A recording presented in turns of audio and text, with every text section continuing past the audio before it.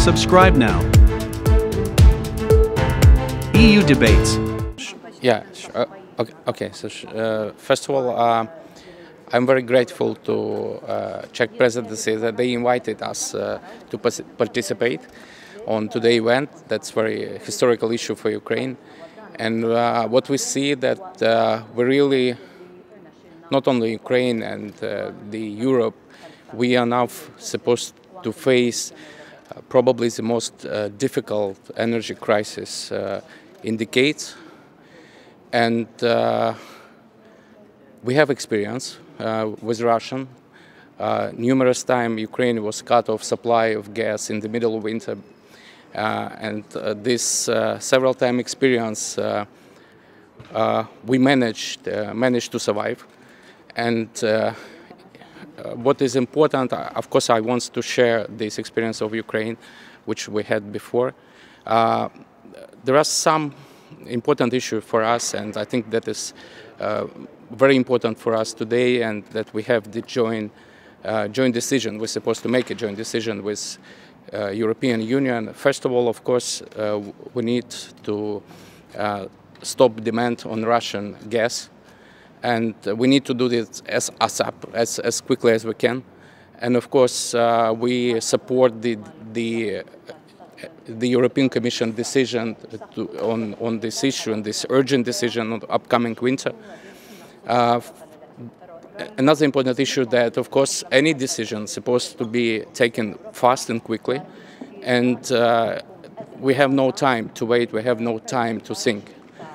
And another, and that is probably also one of the most important issues, is the solidarity in the European Union, and that is, in our feeling, the main target for Russians, to deprive us of solidarity, to try to influence the country separately, to split us. And in our feeling, we know that our main task is just to have this solidarity, to have this unity inside the European Union, and of course Ukraine also very important to be part of this. And just having this solidarity, we will win this war, we will win this energy war with Russia, and I'm sure that we would stand on. Thank you. Minister, do you have any feeling that that is enough what the EU today reached to reduce the demand of 15%, or the European Union should boycott and sanction all oil and energy of Russia? I think that's several decisions supposed to be done at once, and of course it's very important, this decision on reduction of consumption. That is important. That's really what we did in Ukraine before, when we faced this crisis with Russia before the war. And from the other side, of course, the sanction is what is working. What we see now, that Russians trying to say and to manipulate, to say that the sanction is not effective, but that's not true. And in our position, so we need to still have the sanction. We need to increase the level of sanction against the Russian. Minister, we want to see a full embargo on Russian gas. So you're saying this is good news, a good step forward, but isn't it just at best, second best to what you really wanted here? The main aim, of course, is just to stop receiving gas from Russia. I mean, because this is just what I say, what my feeling is, this is the last winter when the Russia could press on EU using gas. I'm sure about this. And of course, it takes time to diversify the supply, of course, and there's a number of questions. But what we see, and we face this already. I mean, this challenges before that. In fact, that is achievable goal, and so we could do this all together. And this is also the question of joint task force for purchasing gas and all this issue. It works. Minister, the EU itself appears to be in a difficult situation with the gas supply. What kind of assistance from EU side do you expect to overcome the next winter? We have several ideas. I mean, and we will discuss this tomorrow. First of all, that is the issue of export of electricity from Ukraine, and this is what I said. This is win-win situation.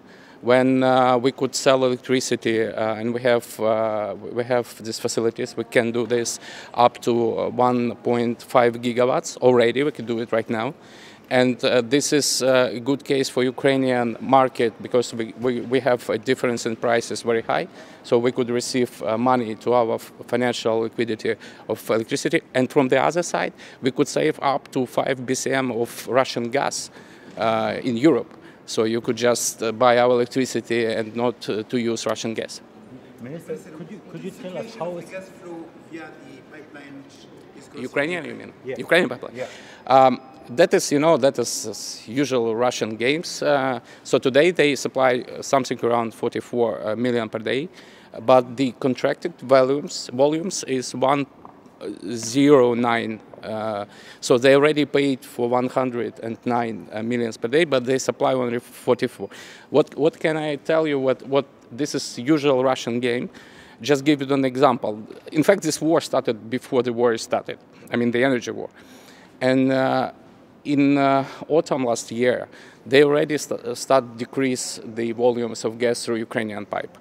And we saw that they started like gradual decrease to 70s and to 60s and to 40. And the first day of war, which was night from 23 to 24 February, they increased the volumes to maximum level to 109.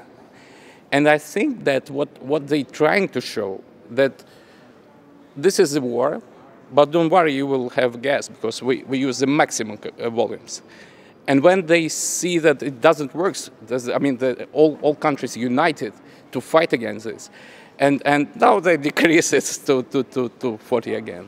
But Minister, do you still believe it's the case that countries which keep purchasing Russian gas daily are just helping Moscow to fund its war machine, to fund its attacks on Ukraine? Of course, I mean, that's everything about money. Yeah, we can understand that selling gas, they receive money and then spend this money on war, and that's what we say. We also want to treat the other situation when, for instance, they could sell less gas and get more money because of the prices, because what they usually did, they manipulate with the prices. This is also the question to the monopoly on the market, which unfortunately happened. I mean, the Russian monopoly in Europe. So, and that is also, there is a number of tools for this. Let's say some kind of price caps or whatever. There is decisions which could be taken. Thank you so much. Thank you. Thank you. Thank you very much.